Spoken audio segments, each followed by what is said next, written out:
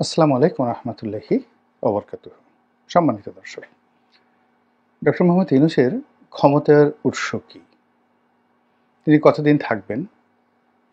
কবে যাবেন? তিনি কিভাবে এলেন? আজ তিনি যে রাষ্ট্র ক্ষমতা ভোগ করছেন, তার এই ক্ষমতার নেপথ্যের শক্তি কি? অথবা তিনি আগামীতে যে রাজনৈতিক অভিলাষ লালন করছেন, তার মদতপুষ্ট রাজনৈতিক যে দলগুলো, যা কিনা আগামীতে একটি সরকার গঠনের স্বপ্ন দেখছে, এগুলোর পেছনে নিয়ামক শক্তি কি? সেই বিষয়গুলো নিয়ে আজকের এই ভিডিওতে সংক্ষেপে আলোচনা করার চেষ্টা করব। প্রথমত, তিনি যে ক্ষমতায় এসেছেন, এই ক্ষমতায় আসার পেছনে হুট করে তিনি এই ক্ষমতায় এসে গেছেন, বসে গেছেন, আমরা যেভাবে শুনছি, যেভাবে বিশ্বাস করছি, প্রকৃত ঘটনা তা নয়। তিনি পুরো সময়টি শেখ হাসিনার বিরুদ্ধে তার যে মনোভাব, তিনি এত চমৎকার করে সেটি গোপন রেখেছিলেন শেখ হাসিনার জমানাতে, যেটি আমরা বুঝতে পারিনি। কিন্তু সবার শেষে তিনি যেদিন কোর্টে হাজির হয়েছিলেন, শ্রম আদালতে, ঠিক সেই সময়টাতে তার অতীতের সকল রেকর্ড ভঙ্গ করে, অর্থাৎ তিনি সাধারণত কথা বলতেন না, তার পক্ষে আইনজীবী কথা বলতেন। তো আইনজীবী জনাব মামুন, তার যে বাকপটুতা, তার চাইতে কোটি কোটি কোটি গুণ বেশি বাকপটুতা রয়েছে ডক্টর মোহাম্মদ ইউনূসের। তো তিনি যদি সে 2012 সনে 11 সন থেকে কথা বলতেন, দেশ ও জাতির পক্ষে কথা বলতেন, বিএনপির পক্ষে কথা বলতেন, জামাতের পক্ষে কথা বলতেন, রাজনীতি নিয়ে কথা বলতেন, সম্ভবত 2014 সনের যে বিনা ভোটের নির্বাচনটি, এটা হতো না, বিনা প্রতিদ্বন্দ্বিতার নির্বাচনটি হতো না। এইরকম তিনি আসলে কথা বলেননি। তিনি কথা না বলে, যেহেতু তিনি কাজের মানুষ, তিনি গোপনে কাজ করে গেছেন। এখন সেই কাজ নিয়ে নানাজনে নানা অভিযোগ করছেন। কেউ বলছেন বাইডেন প্রশাসনের সঙ্গে তার সুসম্পর্ক ছিল, কেউ বলেছেন যে পুরো প্রকল্পটিকে, অর্থাৎ শেখ হাসিনার যে পতন, এটিকে ত্বরান্বিত করার জন্য, বিভিন্ন অ্যাঙ্গেলে মাস্টার মাইন্ড তৈরি করার জন্য তিনি আমেরিকার যে চ্যানেল, সেটা হলো জর্জ সরোজ নামক একজন ধনকুবের রয়েছেন, তাকে তিনি ব্যবহার করেছেন। এরকম অভিযোগ, সত্য মিথ্যা আল্লাহ রাব্বুল আলামিন জানেন। তার জন্য যারা প্রকাশ্যে মাঠে নেমে কথা বলেছেন, তাদের মধ্যে ক্লিন্টন ফাউন্ডেশন, হিলারি ক্লিন্টন, যারা নোবেল পুরস্কার পেয়েছেন বিভিন্ন সময়টিতে, সে সকল নোবেল লরিয়েটগণ, এবং বিশ্বের নানা রকম পত্রপত্রিকা, অ্যামনেস্টি ইন্টারন্যাশনাল সহ অন্যান্য এনজিও এবং মানবাধিকার প্রতিষ্ঠানগুলো। কিন্তু তিনি নিজে রেসপন্ড করেননি, অন্যকে দিয়ে কথা বলিয়েছেন। বাংলাদেশে তার পক্ষে অনেকে কথা বলেছেন, কিন্তু তিনি নিজে কথা বলেননি, এবং এটাই হলো তার শক্তির মূল উৎস। আমাদের মধ্যে যা হয়, বেশিরভাগ ক্ষেত্রে আমরা ছোট মুখে বড় কথা বলি, নিজের যতটুকু না ক্ষমতা তার চেয়ে বেশি লম্ফঝম্প করি, এবং আমাদের হাতে একটা নসিমন ভটভটি এরকম যদি মেশিন থাকে, সেটা দিয়ে আমরা বিমানের যে রোলস রয়েস 747 বিমানের যে রোলস রয়েস ইঞ্জিন, সেই ইঞ্জিনের কাজ চালানোর জন্য বিমানের সঙ্গে নসিমন ভটভটি লাগিয়ে দিয়ে একটি 747 জাম্বো যেটা আমরা আকাশে উড়ানোর চেষ্টা করি। এই হলো আমাদের মতো সাধারণ মানুষের কর্মকাণ্ড। আর ডক্টর মোহাম্মদ ইউনূসের মতো প্রাজ্ঞ, অভিজ্ঞ যারা লোকজন রয়েছেন, তারা দেখা যাচ্ছে যে 133টি হাতি প্রসব করে ফেললেন, কিন্তু একটা শব্দ হলো না।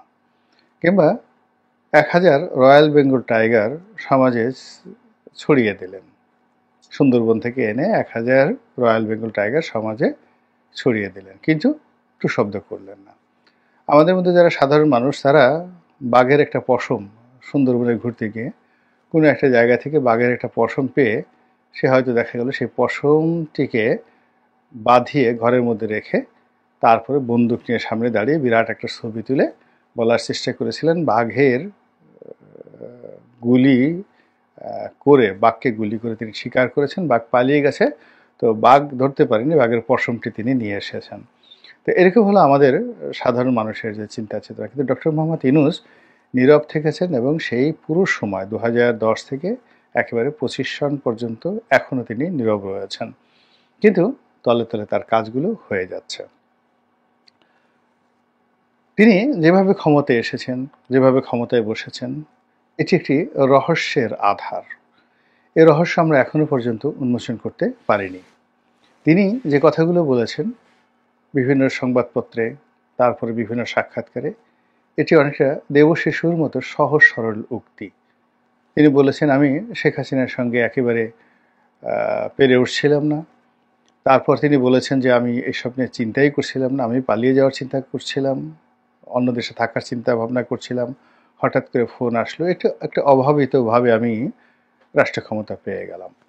তো এটা যখন আমরা শুনছিলাম, আমরা তখন মনে মনে ভাবছিলাম যে মাই গড, মানুষ এত ভালো হতে পারে, এত সহজ সরল হতে পারে, এভাবেও কেউ কথা বলতে পারে।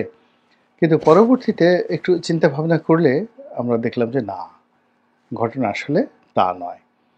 তার পরিকল্পনা ছিল, তার জিদ ছিল, এবং সেই জিদটি এই সময়টিতে এসে, সরকারের এই 7 মাসের মধ্যে এসে আমার কাছে মনে হচ্ছে যে সারা বাংলাদেশের সবাই তার নিকট ইচ্ছাই হোক অনিচ্ছাই হোক রাজনীতিতে পরাজিত হয়েছে, এবং তিনি রাজনীতি না করেও রাজনীতির চাণক্য হিসেবে ইতিমধ্যে প্রতিষ্ঠিত হয়েছেন। আর বাকি যারা সবাই তার ছাত্র হওয়ার উপযুক্ততা অর্জন করেননি।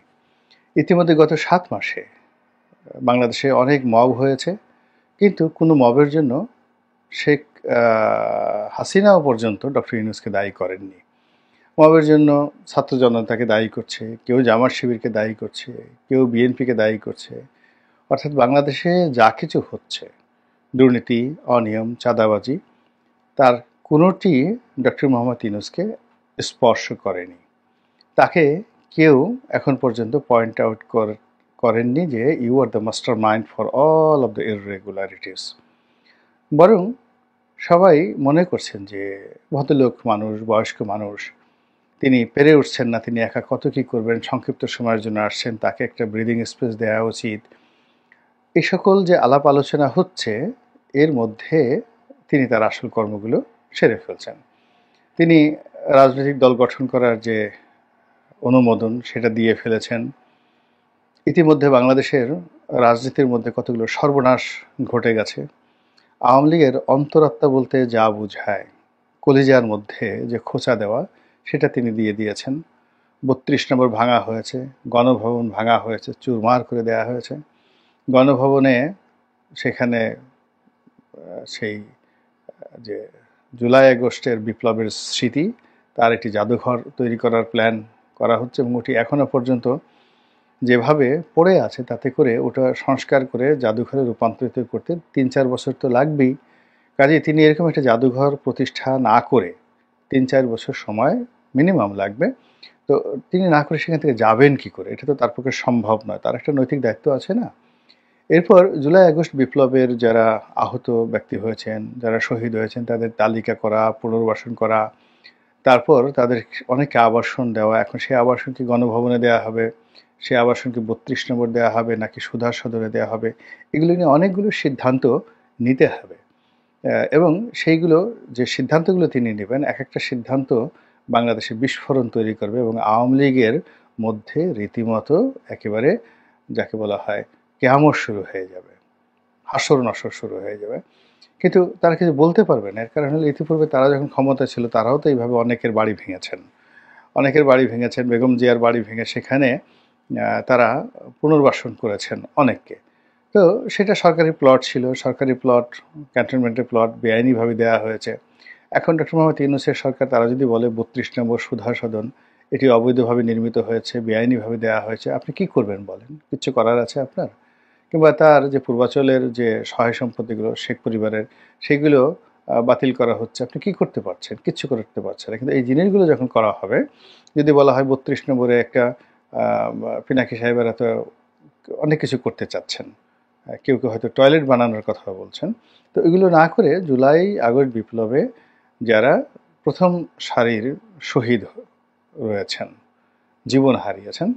তো সেই তাদের জন্য যদি 100-150 ফ্ল্যাট নির্মাণ করা হয় 20 তলা বিল্ডিং করে, এবং সেই ফ্ল্যাট তাদেরকে বরাদ্দ দেওয়া হয়, ঠিক যেই কাজটি বেগম জিয়ার জায়গাতে করা হয়েছে, আপনি বলেন তো কত মানুষ তালি দিবে? বিএনপি বিরোধী যারা লোকজন রয়েছেন তারা তালি দিবেন, আর বিএনপি যারা মানে আওয়ামী লীগের যারা সমর্থক রয়েছেন তারা কীভাবে হাহাকার করবেন? তো এরকম তালি বাজাতে এবং হাহাকার করতে আর এই বিল্ডিং তৈরি করতে মিনিমাম 2 বছর সময় চলে যাবে। আর এই 2 বছর সময় বসে ডক্টর মোহাম্মদ ইউনূস এবং তার যারা লোকজন রয়েছেন তারা তো এই সময়টাতে খালি হাতে বসে থাকবেন না কিংবা বগল বাজাবে না, তারা রাজনীতি করবেন, রাজনীতি শিখবেন, এবং এই রাজনীতি শিখতে শিখতে ইতিমধ্যে যতটুকু সফলতা তারা দেখিয়েছেন একেবারে গত 7 মাসে, জামাতের যা হবার তা তো হয়ে গেছে। এখন জামাতের আমির বলতে যা বোঝায়, তাকে নিয়ে যেভাবে ট্রল হয়, এটা আগস্ট মাসের 5 তারিখের আগে কল্পনাই করা যেত না, কল্পনাই করা যেত না। তো সেই জিনিসটা হচ্ছে ইদানিং তারেক রহমান সাহেবকে নিয়ে যে সকল কথাবার্তা হচ্ছে, সেই সকল কথার প্রেক্ষিতে মির্জা ফখরুল ইসলাম আলমগীর সাহেব বলতে বাধ্য হয়েছেন যে বাংলাদেশে এখন রাজনীতিতে তারেক রহমান সাহেবের সমপর্যায়ের কেউ আছে তার পাশে দাঁড়ানোর মতো। তাহলে বোঝার চেষ্টা করুন যে তারেক রহমান সাহেবকে কোথায় নামিয়ে নিয়ে আসে। এখন বাংলাদেশে রাজনীতি করছেন কারা?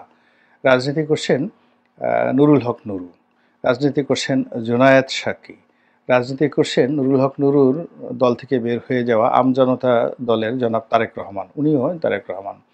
তারপরে রাজনীতি করছেন এই সমন্বয়করা, সমন্বয়ক মাসুদ সাহেব আছেন, সার্জিস আছেন, তারপরে মাহফুজ সাহেব আছেন, তো নাহিদ সাহেব আছেন। তো রাজনীতি এখন তাদের হাতে, এরাই রাজনীতি করছেন। মির্জা ফখরুল সাহেব, তোফায়েল সাহেব, আমর সাহেব, মানে আমরা ইভেন আমরা যারা আছি, ফজলুর রহমান সাহেব যারা আছেন, আমরা রাজনীতিতে এখন একেবারে অ্যাবান্ডেন্ট হয়ে গেছি। রাজনীতিতে এখন এই লোকগুলো।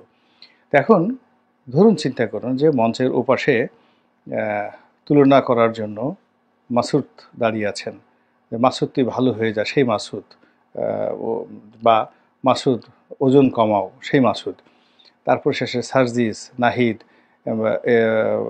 ভিপি নুরু, তারপর শেষে তার অন্যান্য যে সকল তারেক বা তারেক রহমান, তারা সব একদিকে দাঁড়িয়েছেন, আর অন্যদিকে জিদ করে বিএনপি বললেন যে ওদের সে থেকে আমাদের তারেক রহমান সাহেব শ্রেষ্ঠ নন। তো তারেক রহমান সাহেব অন্যদিকে দাঁড়িয়ে তাকে দাঁড় করানো হলো। এই যে দাঁড় করানো হলো, এটাই হলো ডক্টর মোহাম্মদ ইউনূসের রাজনীতির সফলতা। তিনি তারেক রহমান সাহেবকে এখানে নামিয়ে এনেছেন, আর তারেক রহমান সাহেবের প্রতিপক্ষ যারা, সেই প্রতিপক্ষ সেই জাহাঙ্গীর কবির নানক, হাসানুল হক ইনু, রাশেদ খান মেনন, তারপর শেষে অন্যান্য যারা রয়েছেন আওয়ামী লীগের তারা, জামাতের আমির, তারপর শেষে জামাতের অন্যান্য কেন্দ্রীয় যারা নেতৃবৃন্দ রয়েছেন, এটিএম আজহার থেকে শুরু করে গোলাম পারওয়ার, তাদেরকে বাদ দিয়ে এখন এই রাজনীতির ময়দানে যারা স্টার আছেন, those who are the star, তো সেই স্টারদের সঙ্গে জনাব তারেক রহমানের সঙ্গে যে তুলনা করা হচ্ছে, এই জায়গাতে ডক্টর মোহাম্মদ ইউনূস রাজনীতি করে নিয়ে এসেছেন। 1। 2 নম্বর হলো যে এখন যারা রাজনীতিবিদ, ইসলামী দলগুলোর মধ্যে প্রচণ্ড হতাশা ঢুকে গেছে।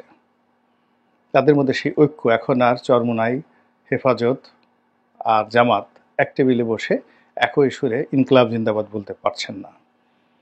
এই যে তাদের মধ্যে যে হতাশা এবং বিভক্তি, এটাই হলো ডক্টর মোহাম্মদ ইউনূসের প্রধান শক্তি। বিএনপির লোকজনের মধ্যে ভীষণ রকম বিভক্তি। বিএনপির হাওয়া ভবন কেন্দ্রিক যে গ্রুপটি ছিল, যাদের সঙ্গে এখন বিএনপির কোনো সম্পর্ক নেই, এখন তারা এই সমাজে দাপিয়ে বেড়াচ্ছে। বিএনপির সময় যে সকল আন্ডারওয়ার্ল্ডের গুন্ডা ছিলেন, বদমাশ ছিলেন, তারপরে শেষে টেরর ছিলেন, নেতা ছিলেন, তারপর গডফাদার ছিলেন, তারা এই সমাজে দাপিয়ে বেড়াচ্ছে। বিএনপি তাদের একটা পশম স্পর্শ করতে পারছে না, কিন্তু তাদের সকল কর্মকাণ্ডের দায়ভার বিএনপির উপর আসছে, এবং এটাই ডক্টর মোহাম্মদ ইউনূসের শক্তিমত্তা। এরপর শেখ হাসিনার বিভিন্ন ভিডিও, অডিও রেকর্ড ভাইরাল হচ্ছে, তার কথাবার্তা নিয়ে প্রচণ্ড সমালোচনা হচ্ছে, অনেকে অনেক কথা বলার চেষ্টা করছেন। তো কথা বলার পরে এখন নানা রকম, যাকে বলা হয়, কারো উপাধি হচ্ছে, এটা আমি মুখ দিয়ে বলতে পারবো না, বাজে বাজে উপাধি হয়ে যাচ্ছে এক একজন মানুষের। এটা ওনার একটা শক্তি, বিকজ ওনাকে নিয়ে কোনো বাজে কথা এখন পর্যন্ত হচ্ছে না। এমনকি শেখ হাসিনা তাকে যে সুদি ইনুস হিসেবে গালি দিতেন, বা হুজুররা তাকে সুদখোর হিসেবে তার বিরুদ্ধে ওয়াজ করতেন, নসিহত করতেন, এখন সবাই তাকে আব্বা হুজুর, আলা হজরত, মাদ্দাজিল্লুহুল আলী, এ যুগের মুজাদ্দেদ, এইভাবে তাকে সম্মানিত করার চেষ্টা করছেন এই মানুষগুলো, এবং সেইভাবে মাঠে ময়দানে ডক্টর মোহাম্মদ ইউনূসের গুণগান করা হচ্ছে, এবং এটাই তার শক্তি। এবং তার আশেপাশে যারা লোকজন রয়েছে, দুটো গ্রুপ রয়েছে। একটা গ্রুপ হলো স্থানীয় যারা রাজনীতি করছেন, স্থানীয় রাজনীতি করছেন, যেমন আসিফ নজরুল আছেন, আদিলুর রহমান আছেন, তারপরে রেজওয়ানা আছেন, মাহফুজ আছেন, যেটা এখন উপদেষ্টা, তথ্য উপদেষ্টা মাহফুজ আছেন। তো এরকম যারা রাজনীতি করছেন, এটা একটা সেট। তারপরে তথ্য সচিব আছেন, তার যে ব্যক্তিগত প্রেস সেক্রেটারি আছেন শফিক, যেটা যার নাম ইতিমধ্যে ডাস্টবিন শফিক হিসেবে যাকে বলা হয় সকল মানুষের মুখে মুখে, মানে কেউ বলছে মাফলার শফিক, কেউ বলছে ডাস্টবিন শফিক, তারপরে কেউ বলছে গণশত্রু, ইত্যাদি ইত্যাদি। তো এখন এই যে একটা সেট, এই সেটটাকে তিনি অন টেস্ট কেস হিসেবে, ফ্রন্টিয়ারকে মানে টেস্ট কেস হিসেবে, যেমন দেখা গেল যে আপনার দাবা খেলতে বসেন, দাবা খেলার প্রথম সারিতে যে সৈনিকদেরকে রাখা হয়, মানে মূলত প্রতিপক্ষের আক্রমণ প্রতিহত করার জন্য এবং পরাজিত হওয়ার জন্য। তো এই সেটটি রয়েছে সামনে। এখানে যত গালাগাল, যত মন্দ, যত বদনাম, যত আক্রোশ এই গ্রুপটির প্রতি হচ্ছে, কিন্তু কেউ ডক্টর মোহাম্মদ ইউনূসকে বলছে না, এটা তার মূল শক্তি। এখন তিনি যদি এই ডাস্টবিন শফিক, আচ্ছা ঠিক আছে, আপনারা তাকে ডাস্টবিন বলছেন, মাফলার বলছেন, আপনারা থেকে মাফলার শফিক বলছেন, আপনারা থেকে টিস্যু যাকে বলা হয় শফিক বলছেন, আরও গণশত্রু বলছেন, আচ্ছা আমরা তাকে বাদ দিয়ে দিলাম, সবাই তালিয়া তালিয়া তালিয়া। ডক্টর মোহাম্মদ ইউনূসের যদি রেজওয়ানাকে বাদ দেওয়া হয়, আসিফ নজরুলকে বাদ দেওয়া হয়, তালিয়া তালিয়া তালিয়া। তো এই জিনিসগুলো সেখানে আবার যখন নতুন লোক আসবে, তাদের জন্য আবার একটা ব্রিদিং স্পেস থাকবে 6 মাস থেকে 1 বছর, মানুষজন চুপচাপ থাকবে, ডক্টর ইউনূস মহান মহান মহান, তার মতো কোনো ব্যক্তিগত কোনো ভালো মানুষ আর হয় না। এটাই হলো তার মূল শক্তি। কিন্তু তার যে মূল রিক্রুটমেন্ট,